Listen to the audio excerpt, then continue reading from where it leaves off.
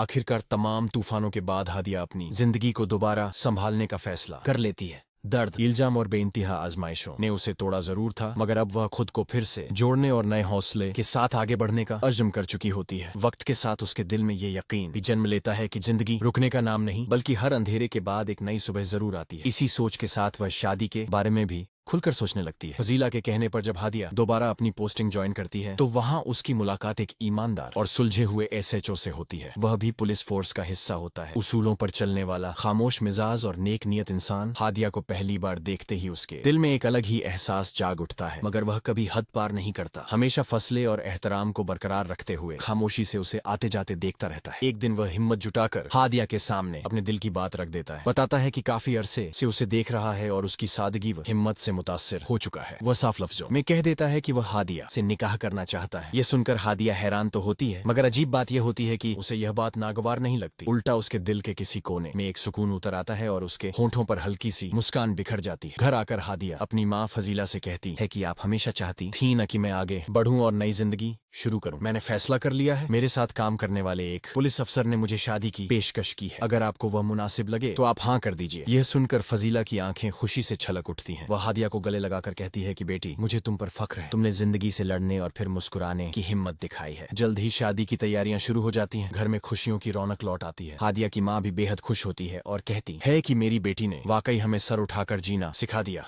अल्लाह ने तुम्हें काशान से कहीं बेहतर इंसान अता किया है। हादिया खुश होती है, मगर उसके दिल में एक हल्का सा दर्द अब भी बाकी रहता है। वह अपनी माँ से कहती है कि अम्मी, बस एक मलाल रहेगा कि बाबा मुझे माफ किए बगैर इस दुनिया से चले गए। काश मैं उन्हें बता पाती कि मैं बेगुनाह थी। इस पर उसकी माँ उसे तसल्ली देती है और बताती है कि तुम्हारे बाबा ने तुम्हें दिल से माफ कर दिया था। वह तुम्हें वापस बुलाना चाहते थे, मगर किस्मत को कुछ और ही मंजूर था। ये सुनकर हादिया का दिल हल्का हो जाता है। दूसरी तरफ बतूल भी हादिया की खुशियों पर दिल से खुश होती है। आशर और बतूल मुल्क छोड़कर नई जिंदगी का आगाज करते हैं। साहिल भी नौशीन के साथ शादी करके सुकून भरी जिंदगी गुजारने लगता है। यूं यह कहानी अपने अंजाम को पहुंचती है, जहां दर्द के बाद सुकून और टूटन के बाद नई शुरुआत लिखी जाती है। अब सवाल ये है कि आप में से कौन कौन हादिया की इस नई जिंदगी से खुश है और कौन इस कहानी के आखिरी मोड़ का बेसब्री से इंतजार कर रहा है। अपनी राय जरूर बताइएगा। अल्लाह हाफिज। क्या बतूल की खुशियों का ये सिलसिला यूं ही कायम रहेगा? क्या मनाहिल अपने गुनाहों की सजा से बच पाएगी, या फिर वक्त उसे उसके फैसलों का हिसाब जरूर देगा? और क्या हादिया की खामोशी ही उसकी सबसे बड़ी ताकत बनकर सामने आएगी? इस एपिसोड के इशारे बहुत कुछ बयां कर रहे हैं, इसलिए वीडियो को आखिर तक देखना बिल्कुल न भूलें। कहानी में अस्मा साहिल से कहती है कि आज उसके मामू की रूह वाकई सुकून में होगी, क्योंकि साहिल ने नौशीन को अपनाकर एक टूटे हुए रिश्ते को नई पहचान दी है। साहिल पूरे यकीन के साथ कहता है कि जिंदगी कभी एक ही मोड़ पर नहीं रुकती। अब नौशीन उसकी हकीकत है और वह उसे हर वो खुशी देना चाहता है जिसकी वह हकदार है। नौशीन के दिल में हल्की सी बेचैनी जरूर है, लेकिन साहिल उसे भरोसा दिलाता है कि ये रिश्ता अब सिर्फ ख्वाब नहीं, बल्कि एक मजबूत बुनियाद पर खड़ा सच है जिसका मुस्तकबिल एक ही राह पर चलेगा। दूसरी तरफ आशिर बतूल को आराम करने की नसीहत देता है। बतूल प्यार और इत्मीनान से कहती है कि आपकी फिक्र ही मेरी सबसे बड़ी ताकत है। साथ ही वह दुआ करती है कि काश हादिया आपा के दिल को भी सुकून मिल जाए। उधर हादिया फजला के सामने दिल खोलकर इकरार करती है कि अगर काशियान अपनी गलतियों से सीख ले लेता तो आज हालात कुछ और होते। फजीला उसे तसल्ली देती है कि जो होना था वो हो चुका है और अब खुद को कसूरवार ठहराने का वक्त नहीं रहा। इसी बीच साहिल और नौशीन की शादी मुकम्मल हो जाती है और उनकी खुशियों से साफ झलकता है कि यह रिश्ता सुकून और एतमाद के साथ आगे बढ़ेगा। हादिया खामोशी से सबको अलविदा कहकर दोबारा अपनी ड्यूटी पर लौट आती है, जहां उसकी बहादुरी और ईमानदारी का इनाम उसे तमगा ए इम्तियाज की शक्ल में मिलता है। यह मंजर इस बात का इशारा देता है कि हादिया की कामयाबी उसकी खामोश कुर्बानियों का नतीजा है और शायद यही उसकी कहानी का सबसे वकार भरा इख्तिताम भी है। लेकिन दूसरी ओर मनाहिल की दुनिया सिमटती नजर आती है। फैजान के सामने गिड़गिड़ाना और माफिया मांगना भी बेअसर साबित होता है। फैजान साफ लफ्जों में कह देता है कि जब इंसान खुद अपनी इज्जत गिरा देता है तो रिश्ते भी साथ छोड़ देते हैं। यहाँ से अंदाजा होता है कि मनाहिल का अंजाम अब पछतावे और तन्हाई के सिवा कुछ नहीं होगा। यही वो मोड़ है जहाँ लगता है कि एक भूल अब अपने फाइनल एंड की तरफ तेजी से बढ़ रहा है, जहाँ अच्छे किरदार सुकून पा रहे हैं और गलत फैसलों वाले अपने अंजाम के करीब पहुंच चुके हैं। अब सवाल ये है कि क्या मनाहिल वाकई अकेली रह जाएगी या आखिरी लम्हों में कहानी कोई नया मोड़ लेगी? अपनी राय नीचे कमेंट बॉक्स में जरूर बताइए। अगर वीडियो पसंद आए तो लाइक करें, सैयद अली हसन शाह यूट्यूब चैनल को सब्सक्राइब करें और हमारे फेसबुक पेज को भी फॉलो करना न भूलें।